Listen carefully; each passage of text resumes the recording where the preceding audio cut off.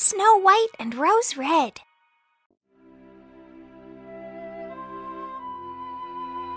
Once upon a time there was a poor widow. In front of her small cottage there were 2 rose trees. One of them flowered in white and the other in red. The widow had 2 daughters. One of them was called Snow White, and the other one was called Rose Red. They were good and quiet children, singing sweetly in choirs like no other 2 girls in the world. Although they were sisters, Snow White was the quieter and gentler one.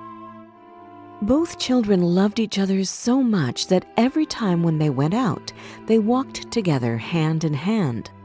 And when Snow White said, "We will never be separated," Rose Red would always answer, "As long as we are alive." Their mother would add, "I am the happiest mother in the world to have you 2.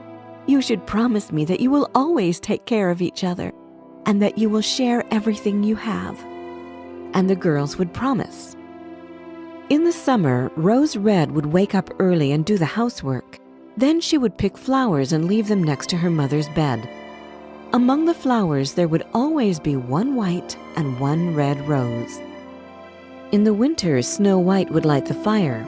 Her mother would ask Snow White to lock the door, and then the girls would gather around their mother, who would put her glasses on and would open a thick book to read from it. The girls would listen, and a young goat would curl up with them on the floor. One winter's evening, as they were doing just that, someone knocked on the front door. "Snow White, open the door. It looks like a stranger is in need of a shelter," the mother asked. Snow White unlocked the door, thinking that it was going to be some homeless man freezing in the cold. But it wasn't a man. Standing there was a big bear.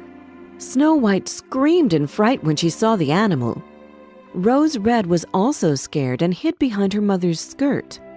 The goat bleated in terror, but the bear extended his paw in greeting.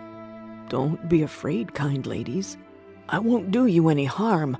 I am just really cold and I would like to warm up if you let me in," he said. The 3 women looked in amazement and fear at the talking bear.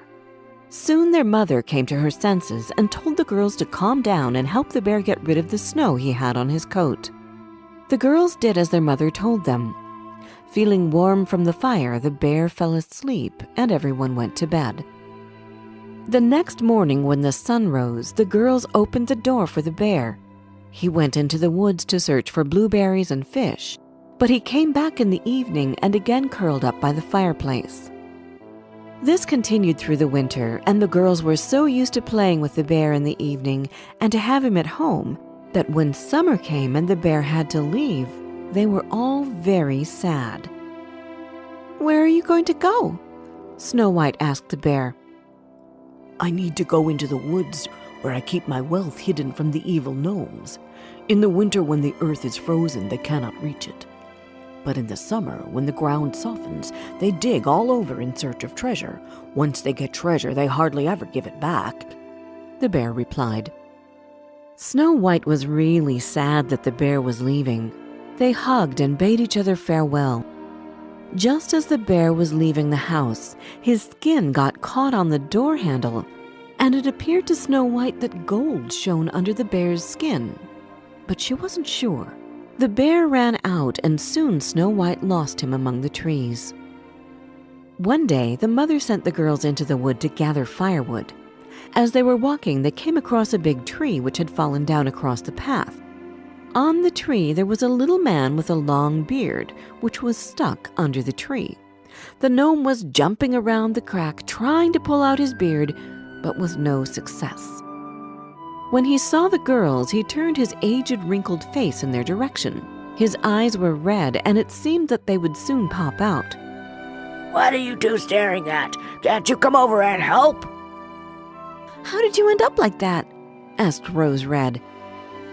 "You curious thing. I was trying to gather some sticks in order to light a fire and cook a meal. Now stop asking stupid questions and quit that grinning. It's terrible," the dwarf snapped.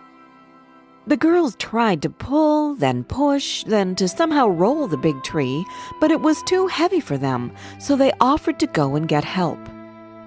"Ha! Is that the best you could think of? Who needs more people here? You two are more than enough anyway. The dwarf groaned. Stay still if you want to be free again, said Snow White, and took a pair of scissors out of her pocket. She quickly cut the end of the dwarf's beard. What did you do, you stupid girl? How can you cut someone's beautiful long beard? He barked. With that, he threw his bag over his shoulder and left without even looking at them. One day, the girls decided to go out to the river to catch some fish for dinner. When they approached the river, they noticed something which resembled a big grasshopper jumping around the water as if it was ready to jump in it. They ran towards it and found the same dwarf trying to pull out his beard from a big fish's mouth, but the fish was stronger. The girls grabbed him under the shoulders and tried to pull him, but the fish just wouldn't let the beard go. Snow White had no choice. She took out her scissors and cut off a small part of the dwarf's beard. What is that, you frogs?